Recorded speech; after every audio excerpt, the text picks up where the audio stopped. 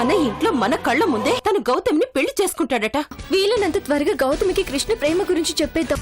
మీరు చేసిన ఘోరాన్ని తట్టుకోలేక మా డాడీ సూసైడ్ అటెంప్ట్ చేసుకున్నారు. అంకుల్ శరీరంలో ఉన్న బుల్లెట్ ఎవరి చేతుల్లోంచి వచ్చిందో కూడా నాకు తెలుసు. నీ వల్లే ఆయనకి ఆ దుస్థితి వచ్చింది. కృష్ణ, నువ్వెవరినైనా ప్రేమించావా? గౌతమి అంకుల్.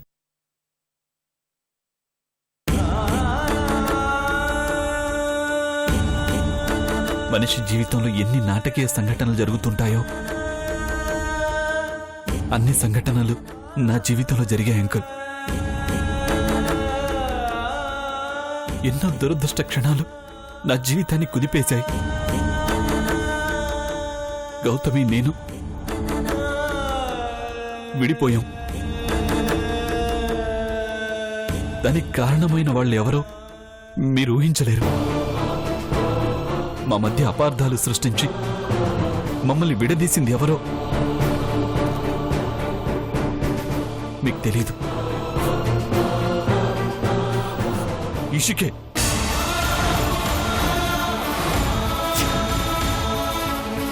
గౌతమి దృష్టిలో నన్ను చెడ్డవాణ్ణి చేసింది. గౌతమి నన్ను అసహించుకునేలా చేసింది. గౌతమిని వదిలేసి నేను దూరంగా వచ్చేలా చేసింది అంకుల్. చాలా నీచమైన ప్లాన్ వేసి నన్ను దగ్గర చేసుకుంది.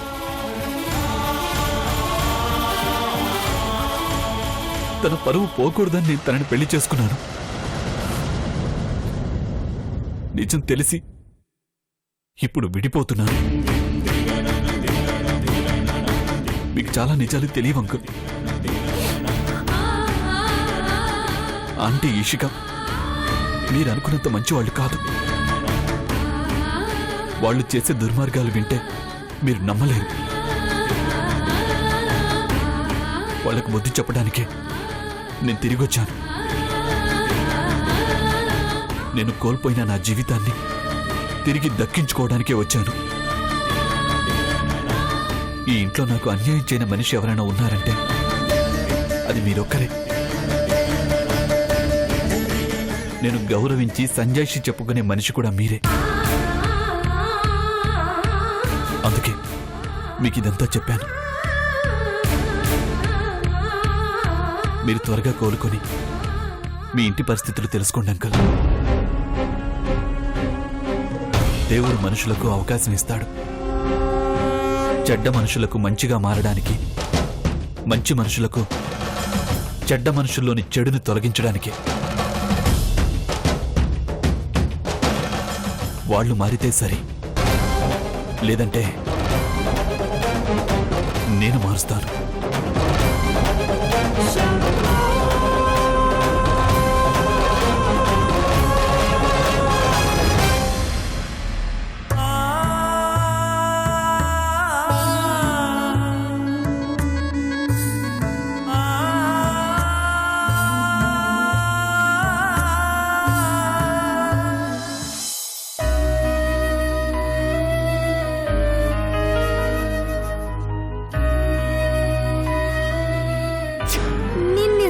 గుర్తులేనా పిన్ని? నానమ్మ కన్నా పెద్దమ్మ కన్నా నువ్వంటే నాకు చాలా ఇష్టం.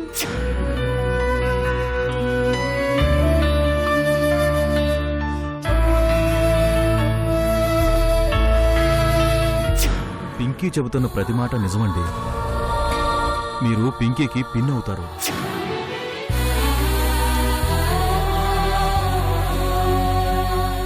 ఈశ్వర్ ప్రసాద్ గారి భార్య మీరు.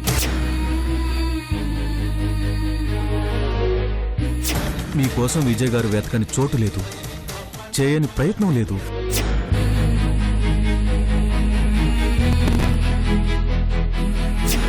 మీ కన్న కొడుకు రుద్రను మీతో కలపాలని దాదాపు తపస్సు చేస్తున్నాడండి.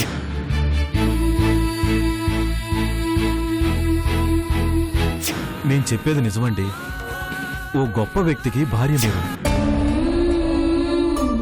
ఆ ఇంట్లో మీ స్థానం, ఆ ఇంటి కోసం మీరు చేసిన త్యాగం మీకోసం ఎదురు చూస్తున్నాయండి.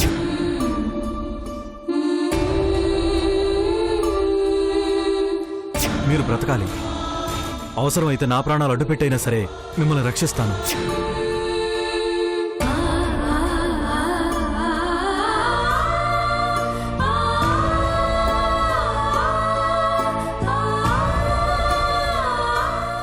నాతో చెప్పింది నిజమో అబద్ధమో అర్థం కావడం లేదు. ఆ పసిపాప పింకీ నన్ను పిన్ని అని పిలిచింది. నా కోసం నా కొడుకుని తీసుకుని నా మరుదు వెతుకుతున్నాడంట. అంటే నాకు పెళ్ళయిందా? ఏది నిజమో ఎవరు చెప్తారో? నా గతం ఎలా గుర్తొస్తుంది? నన్ను ఈ ప్రమాదం నుంచి ఎవరు బయటపడేస్తారు?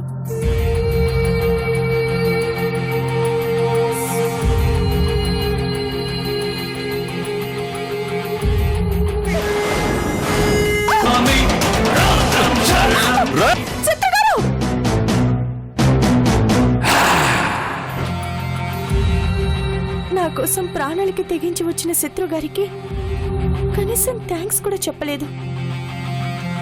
నాకన్నా కృతజ్ఞరాలు మరొకరుండరు.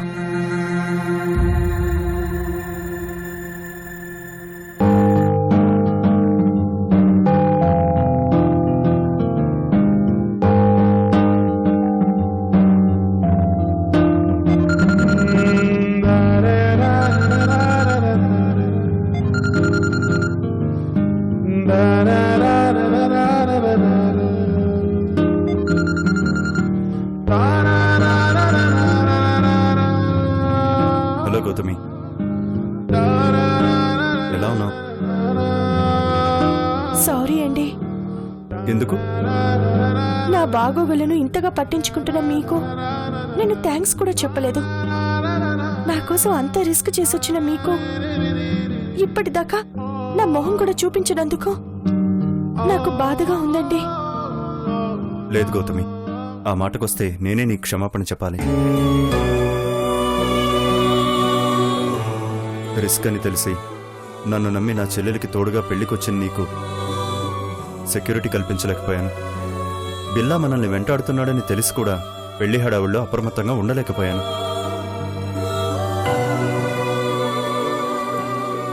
కేవలం నా నిర్లక్ష్యం వల్లే బిల్లా నిన్ను కిడ్నాప్ చేశాడు, నానా బాధలో పెట్టాడు. సారీ గౌతమి. అయ్యో, జరిగిన దాంట్లో మీ తప్పేం లేదండి. నేనే కాస్త జాగ్రత్తగా ఉండాల్సింది. పాపం, నా వల్ల మీరు చాలా కష్టాలు పడ్డారు. బిల్లా ఎంత దుర్మార్గుడో నేను చూశాను. అలాంటి వాడి దగ్గరికి ప్రాణాలకి తెగించి నా కోసం వచ్చారు, నన్ను కాపాడారు. మీ రుణం తీర్చుకోలేందండి. అయ్యో, ఇది రుణం కాదు గౌతమి. మరేంటి? అది స్నేహితుల మధ్య రుణాలు ఉండవు కదా, థ్యాంక్స్లు సారీలు కూడా ఉండవు. అంటే నేను మీ స్నేహితురాలన్నమాట.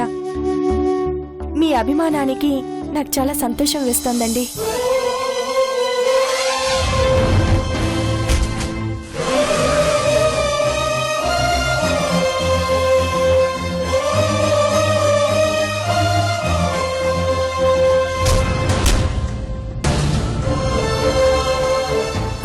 సరేనండి, నేను మళ్ళీ చేస్తాను. ఉంటాను. Okay, bye. బాయ్.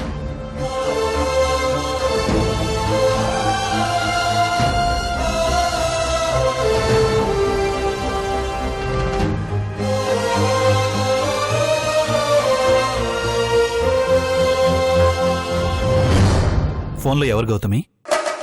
శత్రు గారు.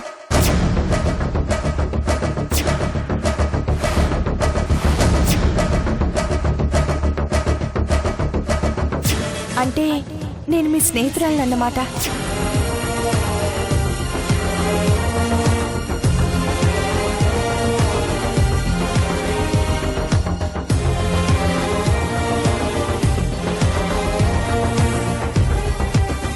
శత్రుత్వ రిలేషన్ మంచిది కాదు గౌతమి, మానుకో.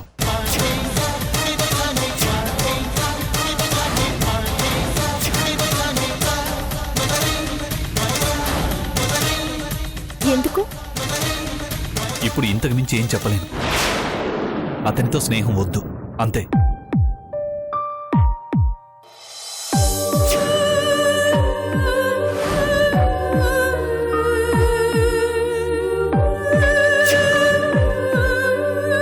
కృష్ణ గారు ఎందుకు ఇలా మాట్లాడుతున్నారు? శత్రు గారితో మాట్లాడితే ఏమైంది? అసలు కృష్ణ గారికి ఏమైంది?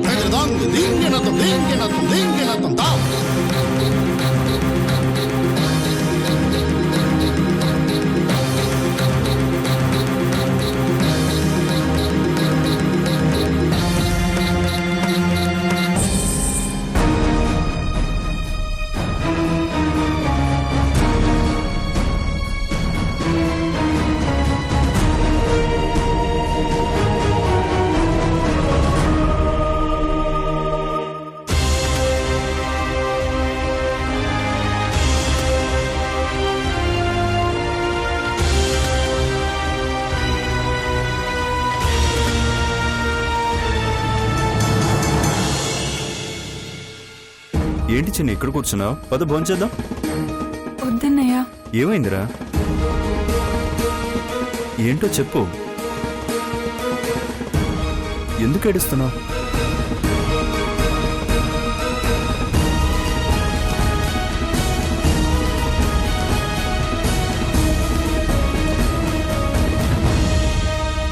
ఇంద్ర గురించి బెంగగా ఉందన్నయ్య. ఎందుకమ్మా బెంగ? తను ఊరెళ్ళాడని చెప్పాను కదా, 2 రోజుల్లో వచ్చేస్తాడమ్మా. నిజంగా వస్తాడా? నేను నీకు అబద్ధం చెప్తానా ఏంటి? వస్తాడు. లేదన్నయ్య, కానీ నీ కళ్ళు చూస్తుంటే నాకేదో డౌట్గా ఉంది. నువ్వు నా దగ్గర ఏదో దాస్తున్నావు. లేదమ్మా, అయినా మన మధ్య దాపరికాలు ఏముంటాయమ్మా చెప్పు. అయితే నేను వెంటనే ఇంద్రని చూడాలి. పోనీ ఫోన్లో మాట్లాడించు. ఫోన్ ఎందుకమ్మా? ఎలాగూ 2 రోజుల్లో డైరెక్ట్ గా చూస్తావు కదా. లేదు, నేను ఇప్పుడే చూడాలి, లేదంటే మాట్లాడాలి.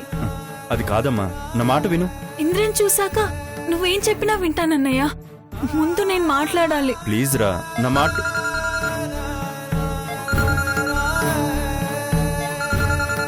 ఒక్క నిమిషం చిన్ని.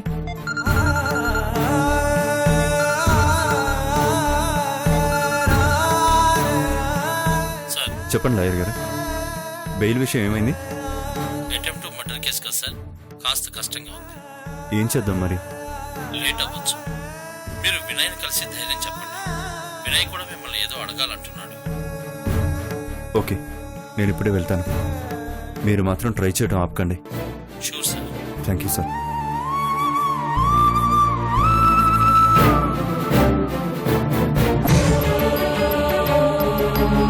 చిన్ని, నేను ఒక అరగంటలో వస్తాను. నువ్వు ఇందిరా గురించి ఆలోచించకుండా అర్జెంట్గా భోంచేసేయమ్మా. తను క్షేమంగానే ఉన్నాడు. ఓకేనా? నేను ఇప్పుడే వస్తాను. బాయ్.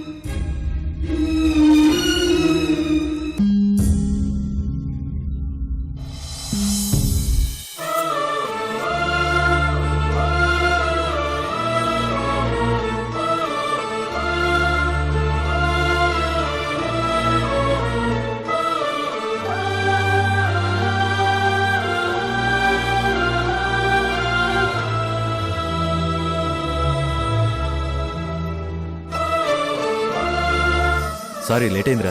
నువ్వు ఈశ్వర చంద్రప్రసాద్ తమ్ముడివి. వదిన ఎక్కడున్నా దొరికేస్తుంది.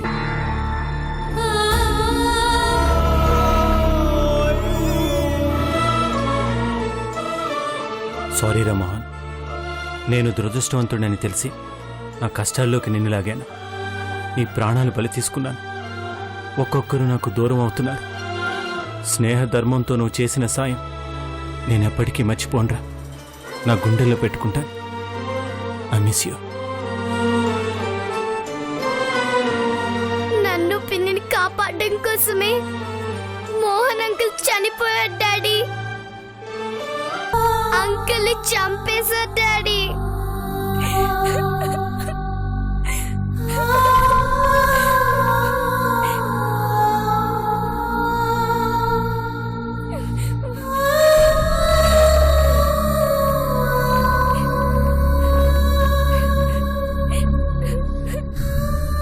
ఆ రోజు అసలు అక్కడ ఏం జరిగిందో మళ్ళీ ఒకసారి చెప్పమ్మా. అక్కడ నువ్వు నిజంగానే పిన్నిని చూసావా? చూసాను డాడీ, నిజంగా చూశాను. పిన్ ఎలా ఉందమ్మా? బాగా ఏడుస్తుంది. ముందు నన్ను మోహన్ అంకుల్ని తీసుకెళ్లారా, ఆ తర్వాత పిన్నిని తీసుకొచ్చారు. ఏదో చెప్పమని పిన్ని బాగా కొట్టారు. పాపం పిన్ని బాగా ఏడ్చింది. వాళ్ళు అడుగుతున్నదేదో తనకు తెలియదని ఎంత చెప్పినా వాళ్ళు వినలేదు డాడీ. తర్వాత వేరే ఇంటికి తీసుకెళ్లారు. ఒక డాక్టర్ వచ్చి పిన్నిని ఏవేవో క్వశ్చన్స్ అడిగింది. పిన్నేమో తెలీదని చెప్పింది. నేను నీ గురించి, నా గురించి, రుద్ర గురించి చెప్పాను డాడీ.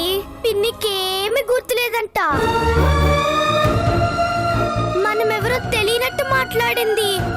నాకేం అర్థం కాలేదు డాడీ. పిన్ని ఎందుకు ఇలా మాట్లాడింది?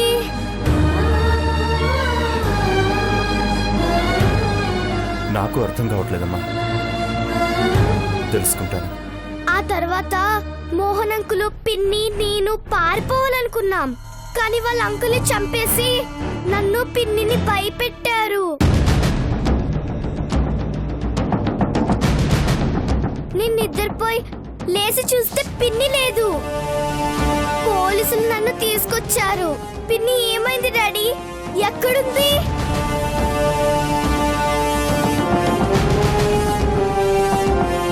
నువ్వు గౌతమి మనిషివి, గౌతమి మేయర్ మనిషి. అందుకేగా తన దగ్గరుంది.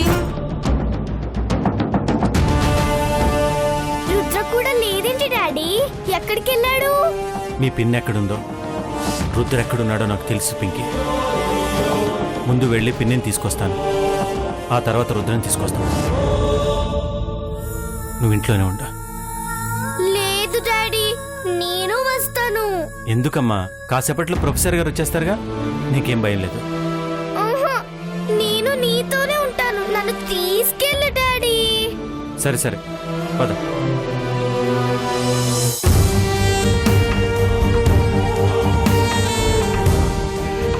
సారీ వినయ్, బెయిల్ రావడం ఇంకో 2 రోజులు లేట్ అయ్యేలా ఉంది. 2 రోజులు కాకపోతే 2 నెలలు అవనివ్వండి సార్.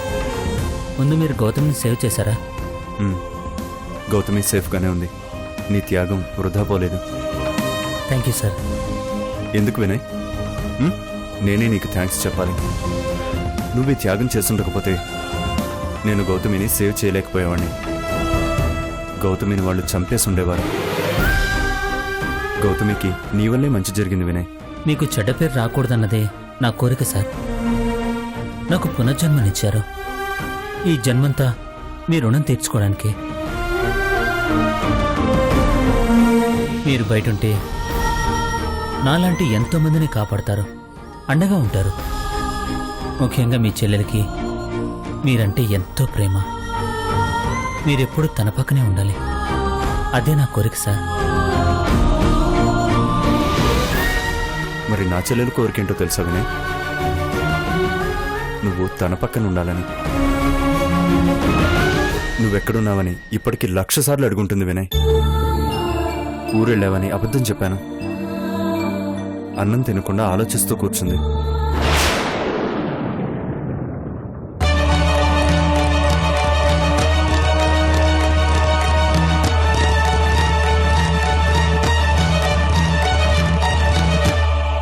నీకేదో జరుగుంటుందని తన భయం. నువ్వు క్షేమంగా ఉన్నావని చెప్పాను.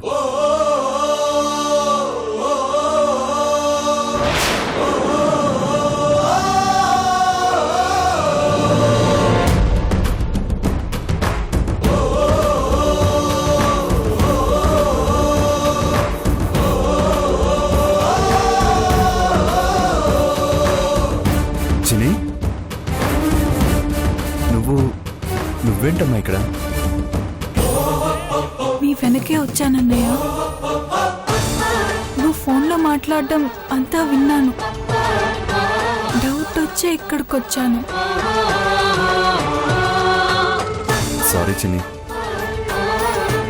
వినయ్ స్టేషన్లో ఉన్నాడని చెప్తే నువ్వు భయపడతావని అబద్ధం చెప్పానమ్మా. నేనెందుకు భయపడతానన్నయ్య? నువ్వు బయటికి ఎలా వచ్చావో ఇప్పుడే నాకు తెలిసింది. మొదటి నుంచి అంతా విన్నానన్నయ్య. వినయ్ని చూసి గర్వపడుతున్నాను. గౌతమిని కాపాడడం కోసమే ఇదంతా చేశాడని గర్వపడుతున్నాను.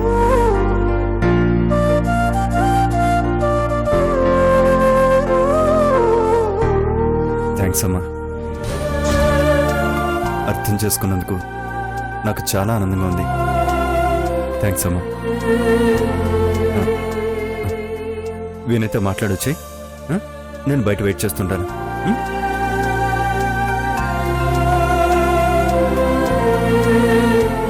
బాయ్ వినయ్.